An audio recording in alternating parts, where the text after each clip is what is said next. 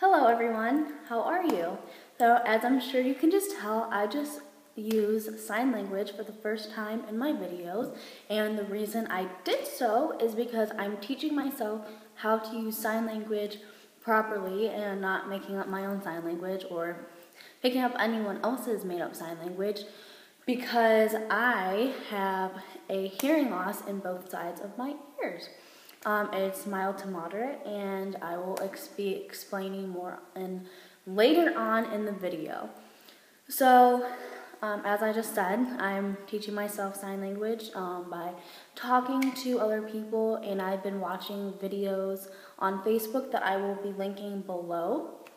And I'm really excited to finally be teaching myself sign language because it's something that I have been struggling with since I was in second grade. When I turned 8 years old, we finally realized that something wasn't right. And so, yeah. So, to help me hear a lot better, there are many different options that we have nowadays with technology, but the option that my family and I have gone with is a hearing aid. This is a behind the ear hearing aid. There's also an in the ear hearing aid, and there is also a thing that you can get drilled into your head that's really, really cool. I love it.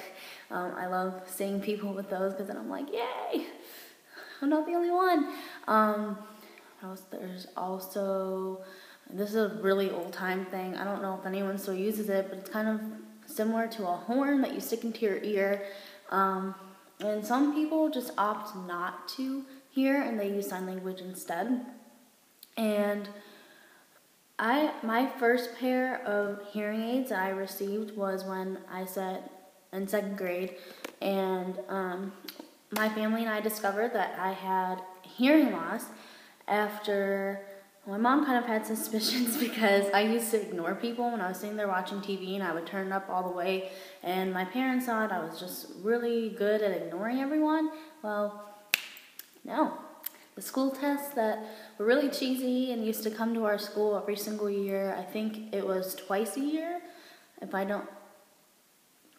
not really sure, but it was a really cool thing. They hired child specializing optometrists for eyesight tests, and then they hired specialized hearing doctors for the hearing test. And later on, when I talk about eyesight loss, I'll talk about about the eyesight test. But about the hearing test, what they do is they come in with a machine, which is something similar to what I use at the place that I went to test my hearing every year at NIA in St. Charles, Illinois. Very good place. Ingrid is a great helper.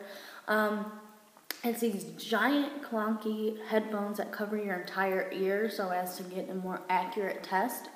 And typically for schools, they just do the beep test because they don't have the complete technology to haul it in a car and go set it up. It's a lot. But what they do is they do different beeps, and there's very high-pitched ones, very low-pitched ones, some that go beep, beep, beep, beep, beep, some are just one beep, and then they'll have to press the button again to keep doing it. But it's very sporadic, it's very spontaneous. The beeps, it's programmed into the machine, and essentially what they have you do is raise your hand every time you hear the beep. And apparently,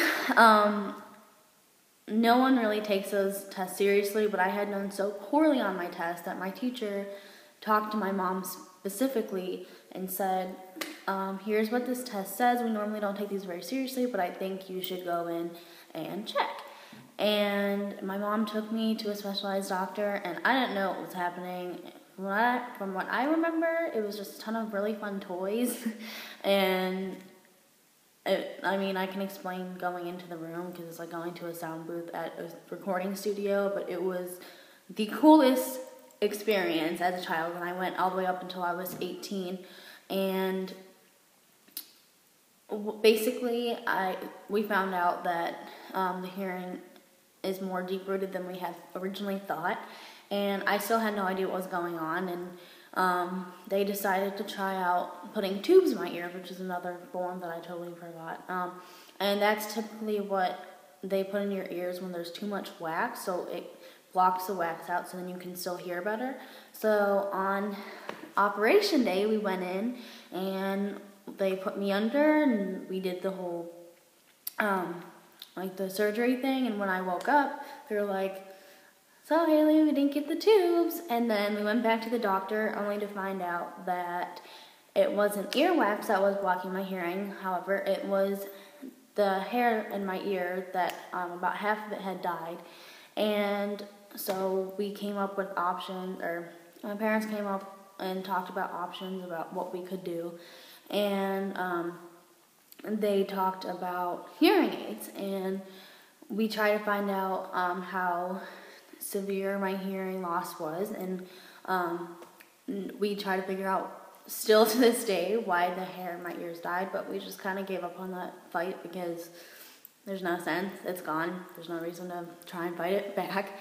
But it's really interesting to even think that I could have something so cool. So anyways, when I went in, there was this, it's like pink slushy looking stuff that you could get at like not that you would buy this stuff to mold your ear, but you know, when you go and you get slushies, it's like that pink stuff and you like swirl it around in the cup. Well, that's basically what it was. And it was very slow and it was really cool in my ear.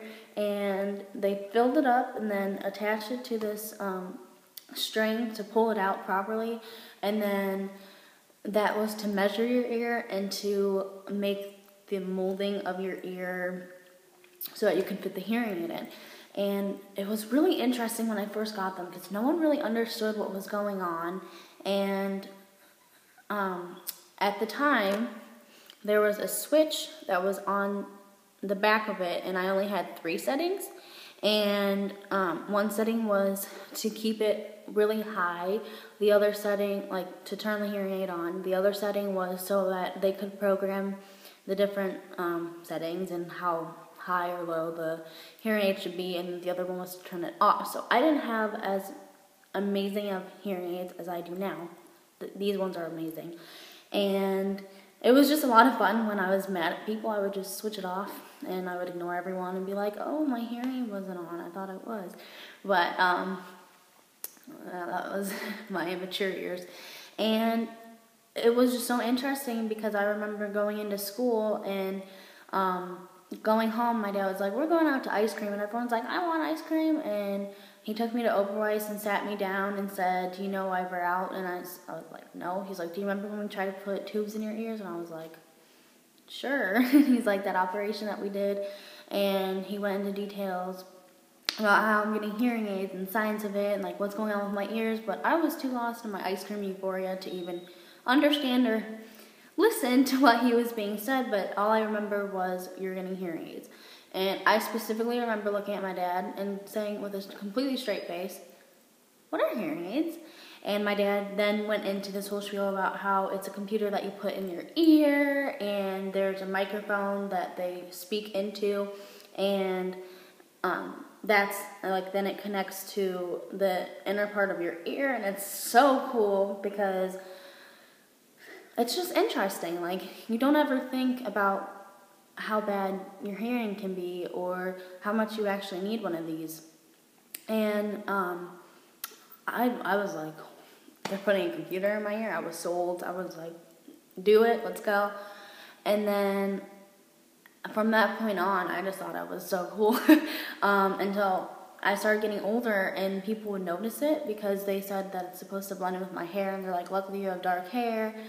So it was behind the ear, and they're like, "No one's gonna notice." But then I put my hair up, and you know, I do different hairstyles every single day. So then people would look, and some people were kind of mean about it. Like some children, and even when I got into my teen years, will look and they'd be like, "You have hearing aids." But a lot of people thought it was cool overall. But then by the time it was my sophomore year had rolled around, I think I just got so tired of explaining to people, yes, I have a hearing loss, yes, it's not perfect, and yes, these hearing aids are really cool, but that still didn't stop people from being mean, and I let it get to me to the point that I just stopped wearing them. And it slowly stopped, and then altogether I would just carry them around in my purse, and then it got to the point where I just stopped wearing them, and I would leave them at home. And my parents were like, your grades are going to suffer. Like, this isn't something you want to do, because, I mean, not being able to hear is a huge deal, and I started missing about, 20 to 50% of what was being taught, so then I would have to go through my books because I didn't remember what was being said. I was too busy listening to the conversation behind me because I can't drown anything out, and I was too busy straining my head, and I had to get specialized seating and leave the room to go do specialized testing, otherwise, like, I can't concentrate. And I could never hear what was going on when they were reading the tests and everything. And that was honestly more humiliating than wearing the actual hearing aids. I don't know why I stopped doing it. I was just too embarrassed, I guess. And it never occurred to me that I should start teaching myself sign language. I just thought I was really cool when I would know how to say hi and thank you and please and sorry. Like, the very, very basic ones that everyone knows, or a lot of people know, and, more and everything like that. Like, I just thought it was cool learning that. But then, recently, so now we're talking about sign language, recently I learned that it's probably a skill. Like, if my hearing were to get worse and my hearing were to just decline even more, to be able to talk or sign, but talk in a sense with my hands is a huge deal. It's so cool, and I'm learning very basic ones, and I have friends who are going to school to become interpreters, and I mean, even if not, I have friends who are going into teaching, and so you have to take a language, and one of those languages has to be sign language, in the case that you do have a child in your class that is hard of hearing or deaf. And so I started asking those people, what are some signs that I should know? And I would also just, if I saw a random person sitting there signing to their child or to a person, I'm like, wow, like, I'm not the only person. And now my eyes just kind of directly go to people's ears sometimes to see if I'm not the only person. And my embarrassment's definitely gone down so much. Like, I don't even think I'm embarrassed anymore. I kind of parade about the fact that I have a hearing loss. And it's nice that there's a way for us in the hard of hearing community and the deaf community to be able to communicate with each other. And I'm very happy that I'm finally embracing this and teaching people about it. And with that being said, I'm also looking into different hard of hearing colleges. I'm more so looking into their art programs because I do want to go to an art school as well. But it's nice because there's also interpreters that I can invest in there to watch movies. It's really nice that they have closed captioning. And I'm going to start allowing closed captioning to go on in my videos. So with that being said, I'm going to go. I hope you'll have a magical day. Thank you. I love you. Bye.